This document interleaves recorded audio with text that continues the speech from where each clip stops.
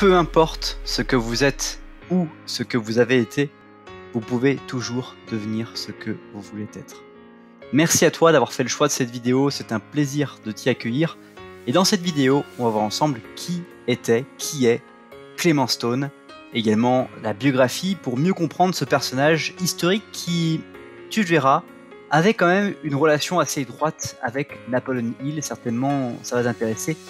Donc on va tout voir dans cette vidéo. Mais juste avant qu'on attaque, je t'invite à apprécier cette vidéo pour m'encourager à reproduire ce type de contenu. Et si tu n'es pas encore abonné à la chaîne YouTube, je t'invite à t'abonner en activant les notifications pour ne pas rater les prochaines vidéos et redécouvrir les vidéos les plus populaires. Alors, dans ce qui m'a le plus intéressé dans mon étude, et avant que je te fasse un détail très complet de la vie de Clément Stone, c'est qu'il a vécu 100 ans, de 1902 à 2002, et qu'il est resté avec sa femme mariée. Ils sont morts la même année en 2002, et ils sont restés ensemble mariés 79 ans, quasiment 80 ans, une relation assez longue.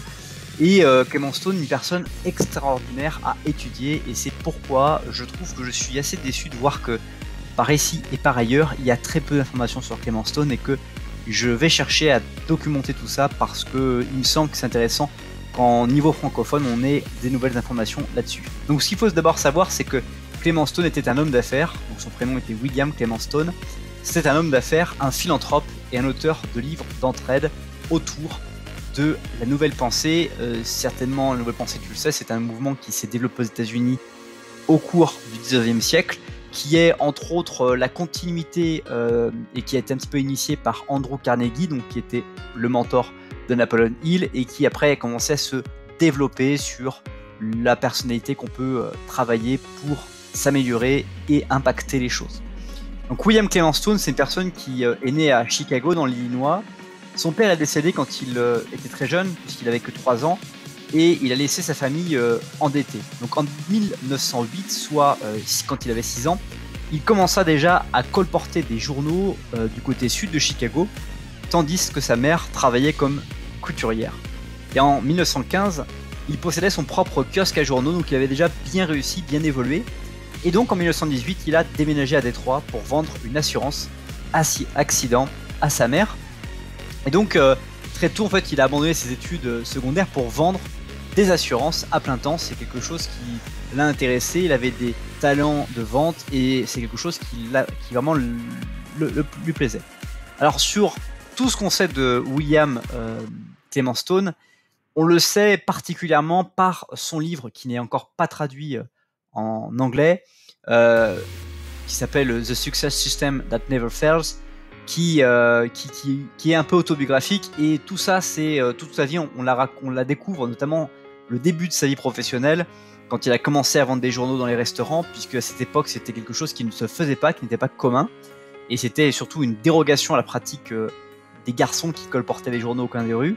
Donc au début les gérants en fait de restaurants essaient de le décourager, mais progressivement ils ont été séduits par sa politesse, son charme, sa persévérance, et le fait que la plupart des clients du restaurant n'avaient aucune objection à sa façon de vendre les journaux, puisqu'ils trouvaient que c'était même agréable de pouvoir avoir quelqu'un qui venait à la terrasse d'un café, proposer un journal et boire son café en lisant le journal sans avoir eu besoin de bouger. Donc depuis le confort de son siège, on pouvait avoir accès au journal et pouvoir le lire. Donc de là en fait il a progressé pour vendre des polices d'assurance dans les bureaux commerciaux du centre-ville, et sa mère a géré sa nouvelle carrière, et ensemble ils ont eu beaucoup de succès à travers les assurances. C'est quelque chose qui lui a permis de vraiment progresser, et il est devenu surtout par cette progression de vente d'assurance et d'avoir naturellement de l'argent qui commençait à pouvoir et qui avait réussi à contrecarrer les dettes que son père lui avait laissées quand il était né à sa famille par son décès. Il a commencé en fait à aider les autres, il est devenu un ange pour les autres. Et par exemple, une personne qui était alcoolique, qui s'appelait Mandino, et Stone l'a pris sur son aile, et ça a été l'une de ses grandes réussites, puisque la relation qu'ils ont eue ensemble lui a permis à Mandino d'avoir une nouvelle vie. Il est devenu éditeur de magazines à succès. Et en 1978, Stone a rencontré un jeune courtier en valeurs mobilières très agressif qui s'appelait Christopher Nolan. Alors c'est pas Christopher Nolan qui fait les films actuellement, tu te doutes, Il l'a recruté comme directeur de l'éducation pour les forums sur entrepreneuriat. Et pour en fait Stone, éduquer les futurs propriétaires d'entreprises à Chicago était une mission pour lui. Et donc Christopher Nolan, qui était expert en valeurs mobilières, devait pouvoir enseigner des choses sur l'entrepreneuriat. En 1919, Stone construisit, à peine à ses 17 ans, une entreprise d'assurance, la Company of America, qui assurait à la fois les accidents de la vie, mais aussi les maladies. Et en 1930, donc quand il avait 28 ans, il avait plus de 1000 agents qui lui vendaient des assurances à travers l'ensemble des États-Unis. Donc en 1979, sa compagnie d'assurance dépassait le 1 milliard de dollars d'actifs et elle combinait vraiment beaucoup. Elle était très connue et puis après à un moment donné, il s'est associé avec une autre compagnie pour ensuite la céder pour 2,57 milliards de dollars en 2008. Donc il était naturellement plus de cette terre.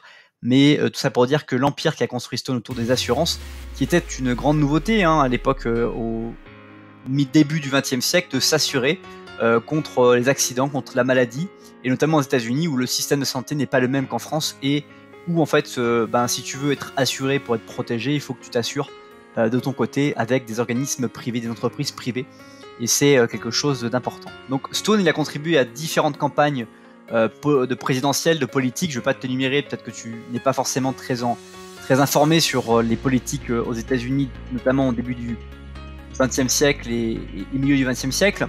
Mais ce qu'il faut retenir, quelque chose qui est vraiment extrêmement intéressant, c'est la rencontre qu'a pu avoir Clement Stone avec Napoleon Hill. Donc c'est certainement aussi une chose que tu peux peut-être te poser comme question, la relation entre Clement Stone et Napoleon Hill. À titre personnel, j'ai découvert en fait Clement Stone par ma lecture du succès par la pensée constructive, dans lequel en fait on voit deux noms associés, Napoleon Hill et Clement Stone.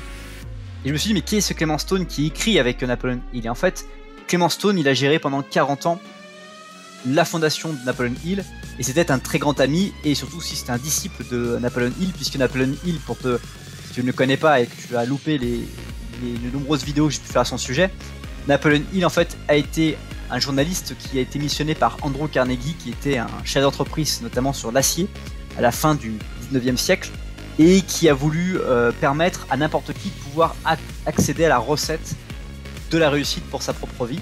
Et il était persuadé, Andrew Carnegie, qu'on pouvait. Et donc il a missionné Napoleon Hill de étudier les 300 personnes les plus influentes des États-Unis.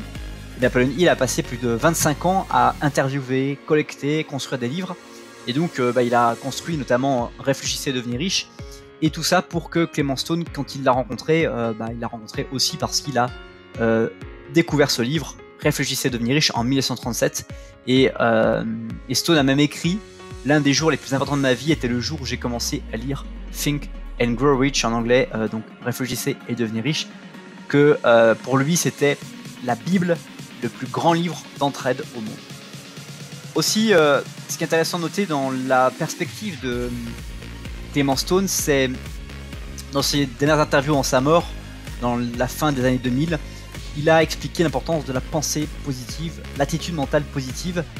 Une attitude mentale positive était pour lui nécessaire pour obtenir un succès valable. Nous en Amérique savons que ce n'est pas pour nous, car nous avons hérité des principes de la croyance judéo-chrétienne sur lesquels notre constitution, nos lois et nos coutumes sont fondées.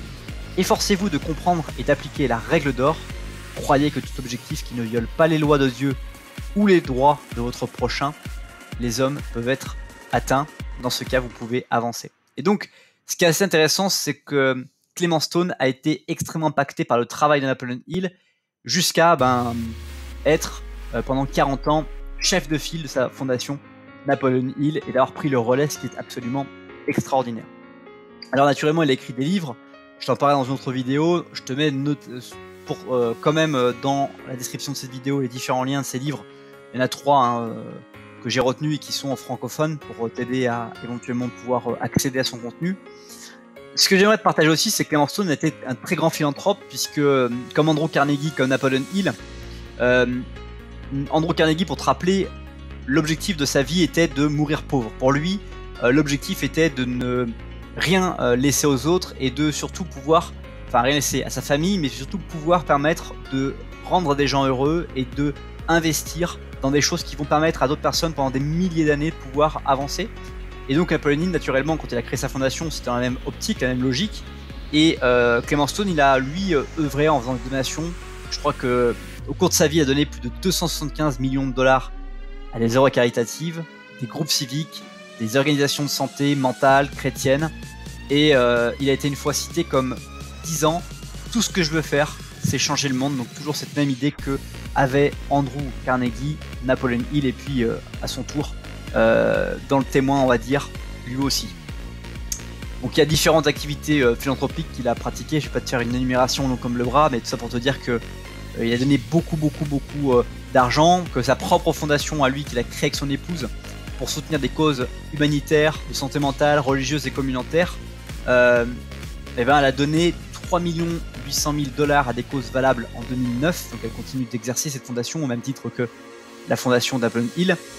Et ce qu'il faut aussi noter, c'est que Stone, il a célébré son 100e anniversaire avec un cadeau de 100 000 $ à l'université de l'Illinois à Chicago, université dans laquelle même lui avait repris ses études au cours de sa vie en tant qu'expert en assurance et PDG d'une entreprise d'assurance. Et puis ça me permet de clôturer cette vidéo par ce que je te disais au début de cette vidéo, cette citation très propre à Clement Stone.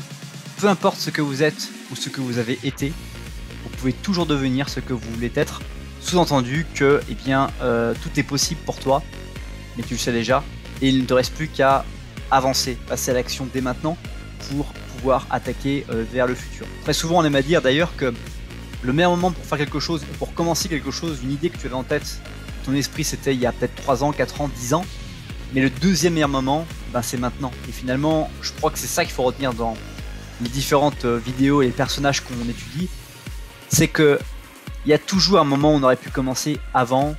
On peut regretter maintenant de ne pas avoir commencé plus tôt, mais le deuxième moment, c'est de commencer maintenant. Et je pense vraiment que c'est quelque chose d'extraordinaire, c'est qu'on peut façonner notre vie si tant est qu'on ait cette attitude mentale positive, comme Clement Stone croyait. Bref, tout ça pour te dire que Clement Stone n'a pas livré un nombre d'écrits incalculables qui vont pouvoir traverser les siècles comme a pu le faire Andrew Carnegie ou comme Napoleon Hill, mais pour autant, l'impact de ses fondations et des dons qu'il a pu faire, puisque il faut quand même le rappeler que les entreprises d'assurance sont des entreprises qui engendrent beaucoup d'argent et stockent beaucoup d'argent, ce qui fait qu'ils ont quand même des niveaux de rémunération extraordinaires, et notamment au XXe siècle, il y avait vraiment peu de régulation, ce qui fait que beaucoup de personnages dans l'assurance ont pu avoir des moyens phénoménaux, et au lieu de les utiliser à leur propre avantage, comme Clement Stone, ils ont pu les reverser sur des œuvres qui leur tenaient à cœur, mais pour rendre, encore une fois, comme le disait Ralph Waldo Emerson, pour rendre une condition sociale moins dure. C'est déjà la fin de cette vidéo, merci beaucoup pour le temps que tu as consacré à regarder cette vidéo. Si tu penses à quelqu'un à qui cette vidéo pourrait plaire, je t'invite à lui partager maintenant, tu as le bouton partager juste en dessous, tu peux lui partager sur Facebook, Twitter, ou même texto, ou un autre média de ton choix. Aussi, je t'invite à me dire dans les commentaires qu'est-ce que tu retiens de cette vidéo, ça m'intéresse vraiment de le savoir, n'hésite pas. Et puis pour terminer, je t'invite à lire la description, elles sont longues, je suis d'accord avec toi, pour aller beaucoup plus loin et découvrir d'autres contenus que cette simple vidéo de la chaîne YouTube. En attendant, je te souhaite de passer une très bonne suite de journée et je te dis à bientôt pour une prochaine vidéo.